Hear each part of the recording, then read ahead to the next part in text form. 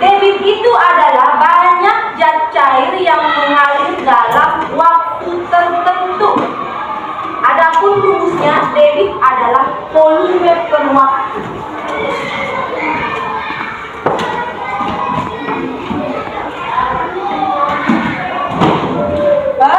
Waktu.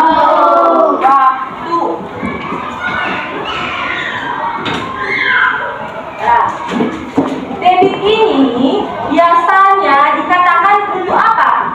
Mengukur apakah debit? Mengukur banyaknya air. Iya, berapakah debit? Berapa? Misalnya ada sungai, ya kan, mengalir. Berapakah debit air yang mengalir setiap menit misalnya? Ya kan? Adapun rumus dari satuan debit yang kita gunakan itu adalah milimeter kubik sentimeter kubik per detik.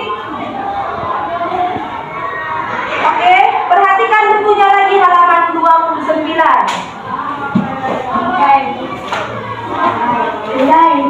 Ada contohnya. Contoh nomor 1.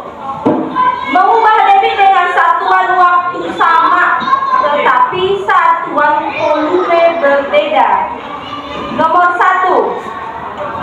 60 meter pangkat 3. Pangkat 3 itu apa dibaca? Kubik. Oke, satuannya kan ada meter. Ada dia pangkat 1. Tapi kalau pangkat 1 nggak usah disebutkan. Pangkat 2. Pangkat 3. Meter. Meter bujur sangkar. Meter kubik. Kalau ini meter, ini sama dengan satunya adalah 10. Meter pangkat 2 sama dengan 100. Meter pangkat 3 sama dengan 1000. Ya, kalau debit sama dengan volume per waktu, berarti kita perlu membuat satuan panjang. Satuan panjangnya coba. Tadi yang kita pakai adalah pengukuran debit itu adalah pangkat 3. Berarti yang pertama apa kita pertama? Milimeter. Baru meter.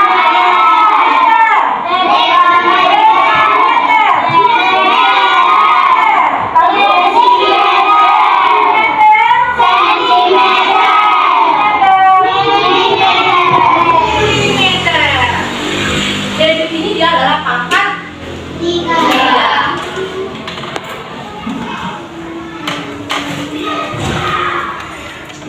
Oke, kita mainkan ya. Contoh nomor 1. Contoh soal.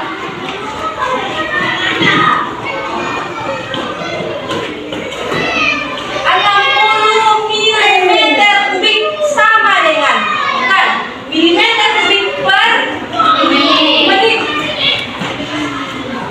sama dengan titik-titik desimeter kubik per menit.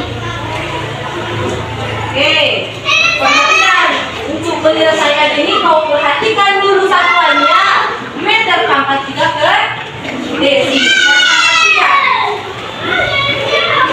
Meter pangkat 3, di manakah meter? Ini dia meter. Sama desimeter pangkat 3. Dia akan naik atau turun? Oke, kalau dia turun bagaimana? Turun itu? Kalau dia naik? Bagus. Kalau naik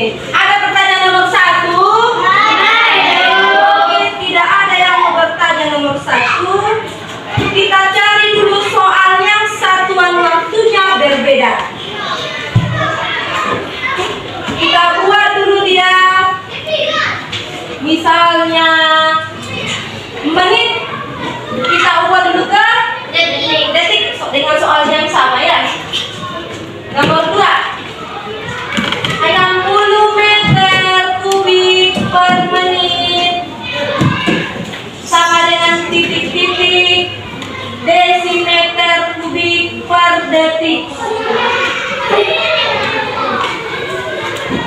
Ini sudah masuk ke dalam satuan waktu. Kalau dia satuan waktu, kamu harus ingat 1 menit berapa detik? 60 detik. 1 jam 60 menit. Apa lagi? 1 jam. 1 jam berapa detik? 3.600 detik. 3 jam belum jawab. Jawab.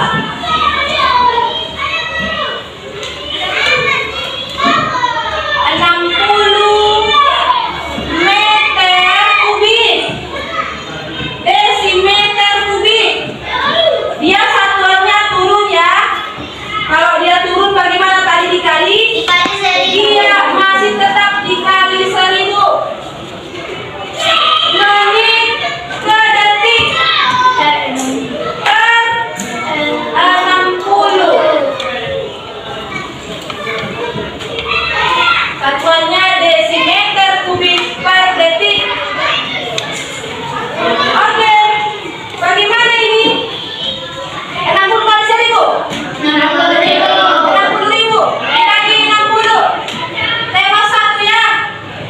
Tewas 1 desimeter kubik per detik. Oke, tidak muat. Samain. Berapa ini? 6 bagi 6.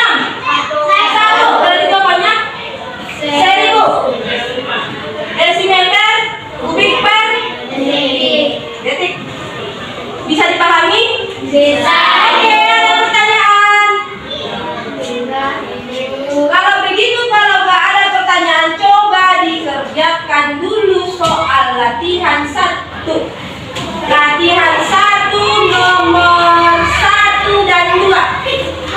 Suruh nanti ya dikerjakan ke depan.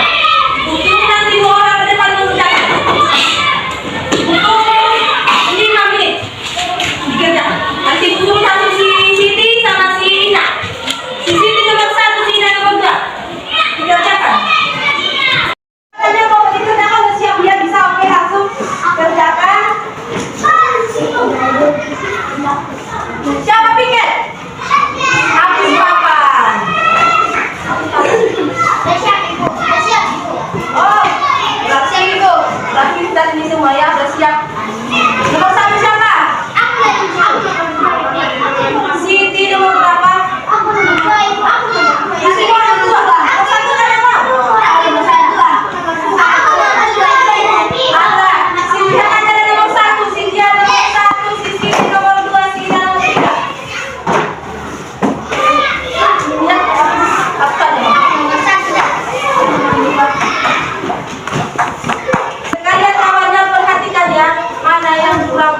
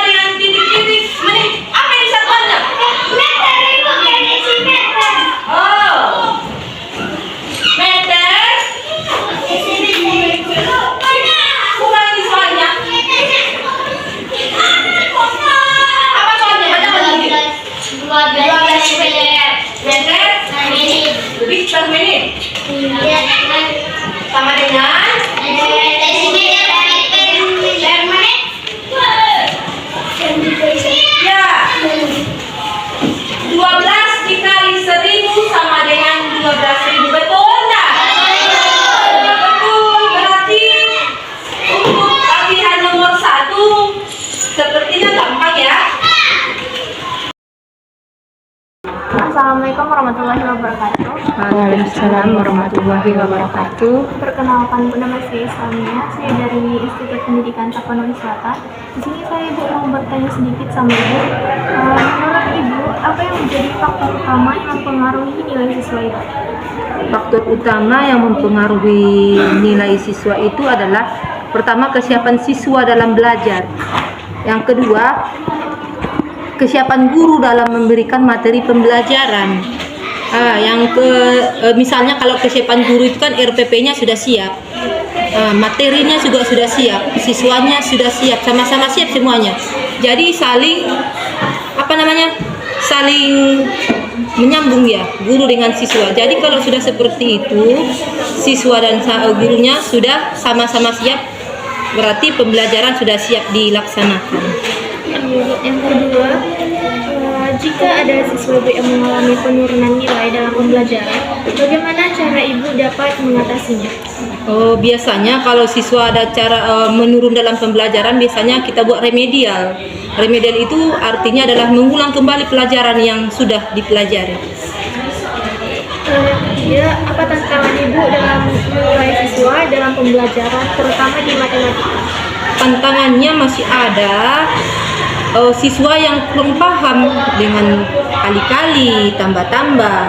Mereka nggak paham. Terkadang kalau gurunya menjelaskan, siswanya ada yang menghayal gitu kan. Jadi apa yang disampaikan gurunya, dia nggak tahu. Seperti kata lain, siswanya kurang fokus gitu. Jadi itulah salah satu tantangannya.